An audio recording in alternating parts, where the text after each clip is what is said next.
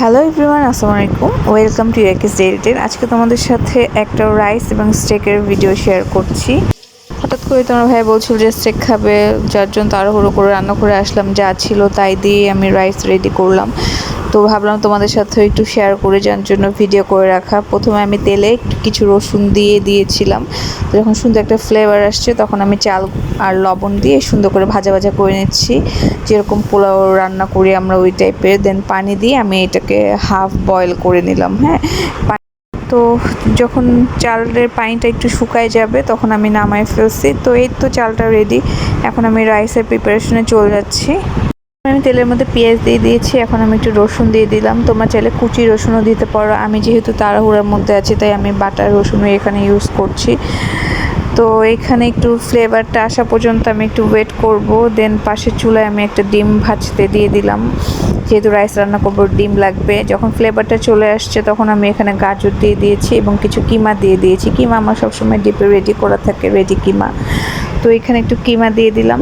দেন একটু ভাজাভাজি করে আমি এখন যেই চালটা রেডি করে রাখছিলাম ওই চালটা আমি দিয়ে দিচ্ছি। তো চালটা কিন্তু একদম সুন্দর করে পোলাওয়ের মতো রান্না করেছি আমি, ঝরঝরা করে। হ্যাঁ, কোনো পানি ফেলি না, স্টিম করে না, কিছুই না। সো এই তো ভালো করে এখন আমি মিক্সড করে নিচ্ছি। এখন আমি কিছু সস ইউজ করব। প্রথমে আমি এখানে ফিশ সসটা দিব। ফিশ সসে কিন্তু প্রচুর সল্ট থাকে, যার জন্য একটু বুঝে শুনে দিবেন। এবং এখানে সয়া সস, তারপর লেবুর রস, তারপর sesame oil, chili oil mix করে আমার একটা সস রেডি থাকে। তো ওইটা আমি দিয়ে নিচ্ছি 2-3 চামচের মতো। দেন আমি এখানে ওয়েস্টার সস দিচ্ছি, আরও দিব বারবিকিউ সস, টমেটো কেচাপ। হ্যাঁ, আমি এখানে অনেক টাইপের সস ইউজ করছি কারণ আমি এখানে কোনো টেস্টিং সস ইউজ করব না, যার জন্য একটু বেশি করে আমি এখানে সস ইউজ করছি। এখন আমি ভালো করে মিক্স করে নিয়েছি। এখন আমি উপর থেকে ক্যাপসিকাম দিয়ে দিব। আমি মোটামুটি 10-15 মিনিট রান্নার পরে ক্যাপসিকামটা ইউজ করি, যেন কালারটা এটার সুন্দর থাকে, চেঞ্জ না হয়ে যায় কালারটা। তো এই তো এখন আমি একটু ডিমটা ভাজাভাজি করে নিচ্ছি। ডিমটা রেডি করে আমি এখন ডিমটা এটার ভিতরে দিয়ে দিব। দেন উপর দিয়ে কিছু কাঁচামরিচ ছড়াই দিব। দেন আরও 5 মিনিট রান্না করব। এরপরে আমার রাইস মোটামুটি রেডি।